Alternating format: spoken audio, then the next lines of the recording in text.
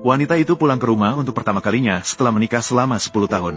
Namun, dia menemukan bahwa putrinya tinggal di dalam kandang anjing yang sempit. Dan semua gaun putri serta jepit rambut yang dikirimkan kepada putrinya selama ini juga telah diberikan sepenuhnya oleh suaminya kepada wanita licik dan anak-anak mereka. Saat itu, wanita itu baru menyadari bahwa suaminya sudah lama menyimpang dari jalur. Hanya beberapa jam yang lalu, sebagai pakar penelitian ilmiah terkemuka, wanita itu baru saja menyelesaikan proyek ini dengan sukses. Tiba-tiba, dia diberitahu oleh atasannya bahwa permohonan pindah rumahnya telah disetujui. Mendengar hal ini, wanita itu langsung merasa bingung, karena dia tidak pernah mengajukan permohonan pindah rumah. Lagi pula, di rumah hanya ada putrinya dan suaminya. Rumah yang sekarang sudah cukup untuk mereka tinggal. Tidak ada kebutuhan untuk pindah ke rumah yang lebih besar. Memikirkan hal ini, hati wanita itu tiba-tiba merasakan firasat buruk.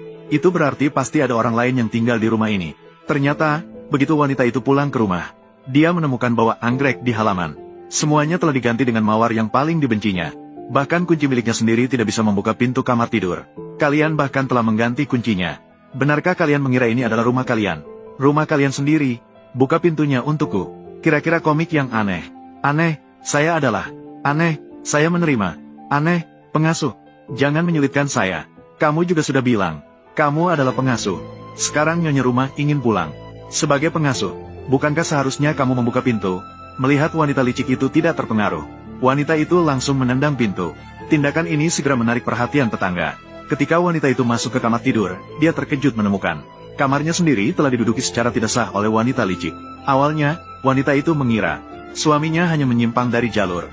Namun ketika dia menoleh, dia melihat dinding penuh dengan sertifikat. Tetapi nama yang tertera di penghargaan itu bukanlah putrinya. Tetapi itu adalah anak yang sama sekali tidak dikenalnya. Belum sempat dia berpikir lebih jauh, dia kemudian menemukan foto di dinding. Tadi sangka, di foto itu ada suami dan wanita licik, serta foto bersama seorang gadis asing. Ternyata Song Fang adalah putri kalian. Namun yang lebih parah adalah, wanita itu pernah mengirimkan gaun putri dan jepit rambut yang juga ada di tubuh gadis asing itu. Ini membuatnya seketika merasakan firasat buruk.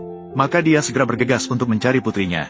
Namun, dia secara tidak sengaja menemukan sebuah ruangan kecil yang tidak mencolok, dan di dalamnya penuh dengan barang-barang putrinya. Wanita itu baru menyadari bahwa selama bertahun-tahun putrinya telah menjalani kehidupan seperti ini. Tidak hanya tinggal di tempat yang tidak layak, setiap hari hanya bisa melihatnya. Dan foto bersama wanita itu yang menceritakan kerinduan. Pada saat ini, sebagai seorang ibu, wanita itu tidak bisa lagi menahan diri. Saat itu pria kembali ke rumah.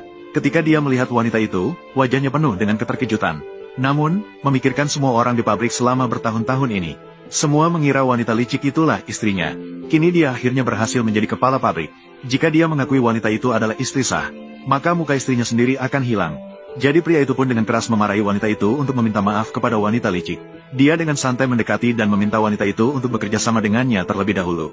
Setelah tidak ada orang, dia akan menjelaskan sendiri. Namun, wanita itu sama sekali tidak ingin memberikan pria itu muka lagi. Dia langsung berteriak kepada semua orang bahwa dia adalah istrinya. Pria itu segera membantah setelah mendengar itu, dan menyatakan bahwa wanita itu adalah seorang gila. Dia hanya ingin mendekatinya karena alasan itu. Wanita itu mendengar itu dan menamparkan wajah pria itu, karena dia bisa mencapai posisi yang tinggi. Semua itu bergantung pada dukungannya sendiri. Namun, dia tidak menyangka bahwa pria itu sudah terlanjur seperti itu. Saat itu putri datang sambil menangis memanggil mama.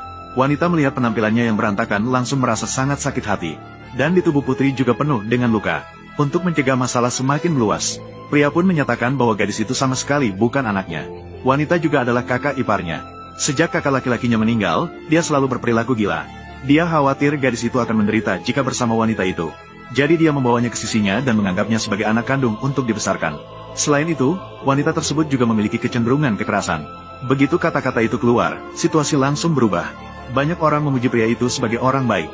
Mereka bahkan berteriak untuk memasukkan wanita itu ke rumah sakit jiwa. Pria melihat bahwa semua orang mendukungnya. Segera dia meminta petugas keamanan untuk membawa wanita itu pergi. Meskipun putri berada di sampingnya dengan penuh kesedihan, memohon kepada pria itu pun tidak membuatnya tergerak. Wanita melihat situasi itu dan bertanya untuk terakhir kalinya, apakah dia benar-benar ingin bersikap sekejam ini? Melihat pria itu tidak berbicara, hatinya juga sudah mendapatkan jawaban. Maka wanita itu meminta petugas keamanan untuk membawanya pergi. Pria dan wanita licik itu langsung tertawa setelah mendengar. Mereka mengira wanita itu benar-benar gila.